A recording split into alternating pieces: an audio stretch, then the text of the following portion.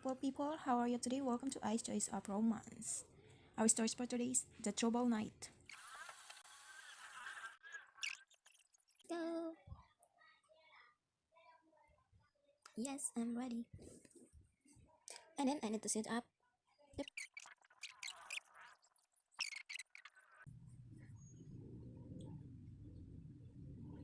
First glimpse. Happy Monday, Angel. Peter, a soft voice tickles your ear, a welcoming distraction that pulls you away from your painting. Peter, pretty, indulge this husband of yours with your attention.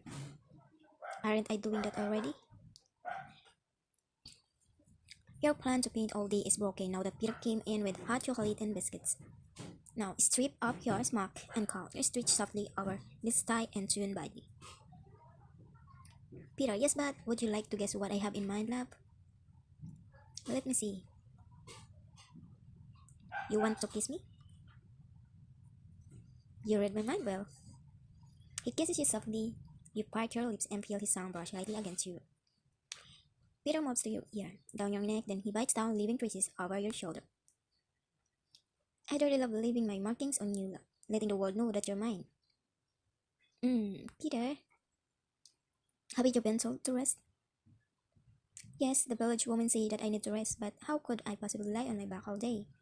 But if I think about it more, resting the sounds awfully and teasing. I simply don't want to move, not when I'm in your embrace. He removes his fingers from inside you, leaving you bereft, and explores the curve of your soul and body. I haven't thought your body changed over the year of your marriage. Peter's eyes still hold adoration. Aren't I lucky to with such a loving man? I wish I could hold him here with me forever. What are you thinking, Angel? I'm thinking of tying you down, Peter. I refuse. What if you feel or the coals in the fire needed tending or someone came to the door? He's overprotective. As if he's read your mind, he smiles affectionately at you. Angel, I can let you do that. What if you hurt yourselves while I'm tied up? I know, Peter. I wonder how it would feel to pain on his body. Peter, do you want to try something new? What does my angel have in here, pretty head? You lean over and whisper huskily in his ear. I want to run my brush all over your body, dear husband. Peter grunts. Since he's not very eloquent with words, you learned his way of expressing interest.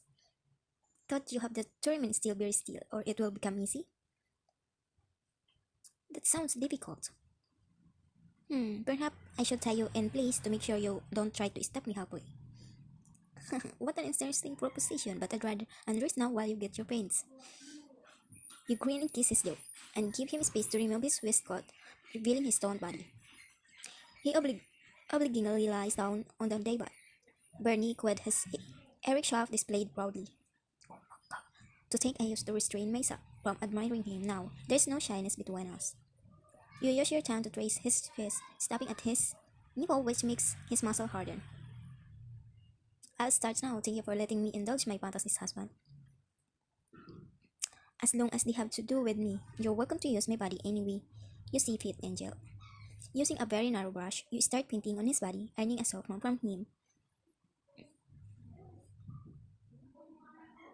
Peter, you seem to like it. It's hard not to react when you bend over me like this, Angel. And it's hard for me not to take this opportunity. You tentatively grab his shaft, which pulses in your palm, earning a kiss from Peter. If you continue to stall, we won't be finished in time. As you paint, it gets harder to resist his growing stiff member. Peter is wildly I really want him inside me. How long until it dries? I don't think my patient can stretch out any longer. Just a moment, Peter. Finally done, you strip off the smock. You shake up awkwardly as he gazes at your little bump. Why are you shying away? You're still ravishing enough, so you're pregnant. He reaches for your He reaches for your heart. Coco, kneading softly before dropping his hand to your waist. Every part of your body is always desirable, so wife, allow me to demonstrate my love for you. Peter may not be as articulate as any other gentleman, but he's a man who loves dearly. That's why I want to please him in this which unguarded moment of his. Peter, don't move.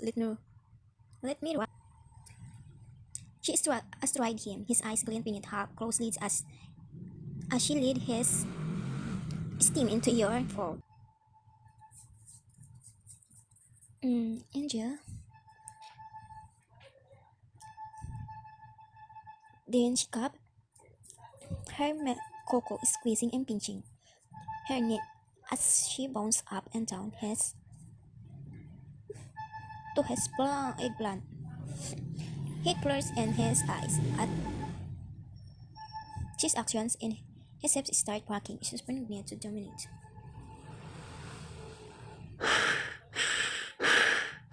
He adjusts his hips, sending his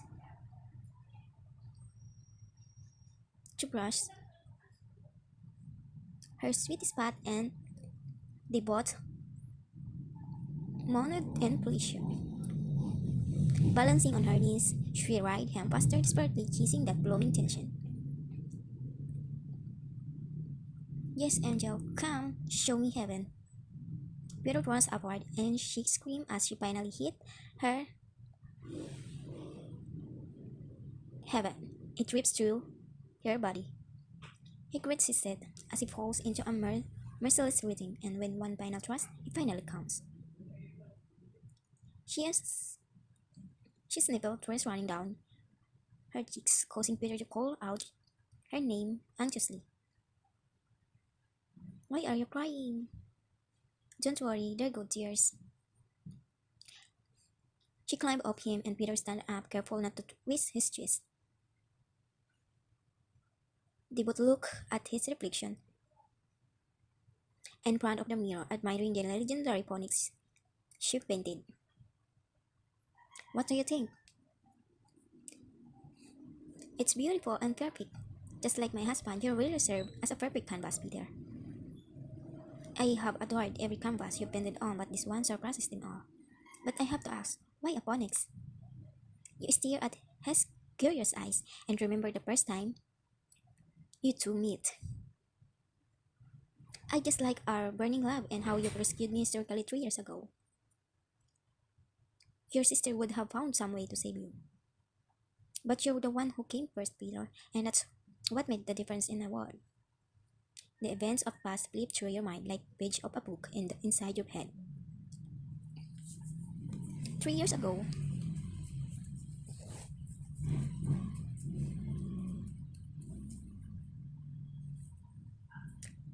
Genevas and the other ladies flocked in the sitting room of the Fielding Manor for an afternoon tea. For ladies of lower statures, the tea party is a big event to create huge connections. Sophie, dear Genevas, have you heard Sir Peter Devon has finally returned from the war? I've heard His Majesty awarded him for his gallant and meritorious service, a huge honor indeed. Hmm, that's why there are more ladies gathered here than usual. Will he be coming to join us, Sophie? Sophie, why? Are you interested in meeting him too? Well, I am simply curious. Curious? If it's just mere curiosity, I wonder how the other girls here feel. They must be intending to secure more than a table with him. Sophie laughs, quietly opening up her fan to hide her sly smile. Oh my, I wonder who would be brave enough to declare her intentions. Suddenly, there's a loud crack, and Lady Clothing together with a tall handsome man in black. The man has such an ethereal beauty with a soft eyes, thick lashes, and a slender jawline. Genovas, oh my god, is that him? Is he really a knight with that beauty? Lady Fielding, ladies, excuse me for a moment. Allow me to introduce my son, Peter, to all of you. Peter, pleasure to make your acquaintance. Before he can say more, the ladies jump from their chairs and surround him in a matter of seconds. Sophie, shall we go to Geneva's? Let's just wait. I think Lady Fielding will come this way anyway. After calming the ladies down, he and Peter began to roam around until they reached their table. Lady Fielding. Hello, ladies. Peter, this is Sophie Branwell and Geneva's Winchester. Peter, it's a pleasure to meet you, Lady Branwell and Lady Winchester. He takes the hand, and she offers and kisses it. She feel her cheeks warm at the feeling of his lips. The pleasure is mine, Sir Devon. Peter, how do you find the tea party, Melody? I hope my presence is not disrupting your good time. Sir Devon,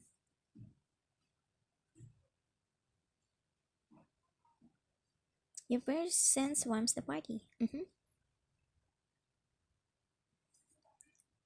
Oh, thank you, dear. I've been preparing for this party for days. And I can see that your preparations are very intricate, madam. Everyone is loving it. You were too kind, dear. Lady Felding excuses herself for a moment, leaving Peter standing before you and Sophie. Shouldn't he move to the next table now? Are my greetings lacking? By the way, Sir Devon. Yes, please, what is it, Melody? Shouldn't you be greeting the other guests? Peter's fine brows crease for a moment before he gives you a breathtaking smile. I'll be greeting them later on, Melody. I'm waiting for my mother to join me. But he can do it on his own, can't he? Okay, then would you like to sit for a moment, sir?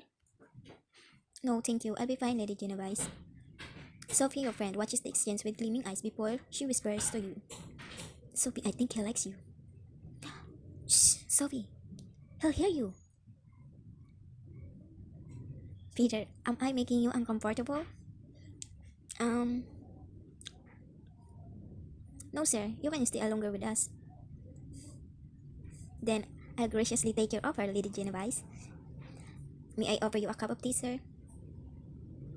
I'm fine, lady. Thank you for the offer. Sophie, say, Sir Peter, are you staying here in Lordoyle now that the war is over? Yes, I'll be here for a while until I receive further orders. Then I hope you'll enjoy the rest of your stay here in Lordale. Thank you, Lady Genovese. Thought the weather is quite dreary here. Genovese smiled faintly at him, then decided to converse with Sophie, giving no further attention to Peter. Seriously, why isn't he moving away? You are comfortably sheep in your seats as Peter continues to hang around until Lady Fielding returns. Oh, Peter, why are you still here? I thought we should greet the other guests together, Mother. Oh, this boy anyway. Lady Winchester, will you paint a landscape for me? I heard you are incredibly talented artist and highly sought after. Then Lady Genovese is a hidden gem among this circle? I'm not that talented. I thank you for such a high praise. I will deserve praise for a talented, beautiful lady. You're too kind, Sir Devon. Not at all, lady. I'm only telling the truth. Then I'll paint for you, Lady Fielding. Lady Fielding, oh, thank you, dear. Now, if you'll excuse me, we still have guests to greet. When they leave, Sophie excitedly grabs her arms, grinning from ear to ear. Sophie, did you see? Did you see? Sir Devon is really taking a liking to you. Sophie, you must be seeing things. It doesn't seem that way. Sophie, Genevieve, you must be the one who's blind. He's waiting for you to notice him. She snorts and looks away, glancing at a man handsomely greeting the other shy ladies. I really love it when we just met. After a while, all of you move to a large hall where a dance is about to commence. Peter comes to here again, blushing, her a brilliant smile that makes her unconsciously hold her breath. Melody, if you don't mind, may I have your first dance? Oh, what should I do? Father ordered me not to have any connection with any man, but I can't outright deny Sir Peter's offer. Sir Devon, my feet are sore. I'm feeling pain.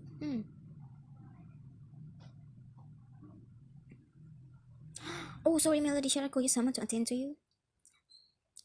It's okay. I recover if I rest for a bit. I'm sorry if I can't dance with you. It's not your Melody. May I sit with you until you're better? The concern in Peter's eyes touches your guilty heart, but you stamp it down. You may, sir. Thank you for your concern. Evan thought you turned him down. He accepted it with good grace before excusing himself. Excuse me, Lady Genevieve. My mother seems to need me. Of course, you may go, sir. Then goodbye for now, Melody. Peter smiled sweetly before moving. Genevas watched his broad back disappearing among the crowds. He really is a dashing man.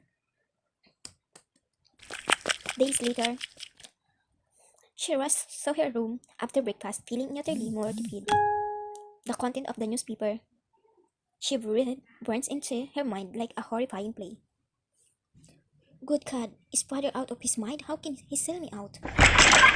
While pacing back and forth in dread, her mother comes in, her kind face twisted in worry. Mother dear, mother, why didn't you stop him? Do you want me to marry that old man too?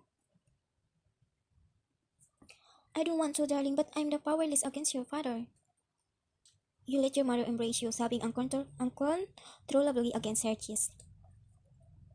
Mama, what kind of man is he?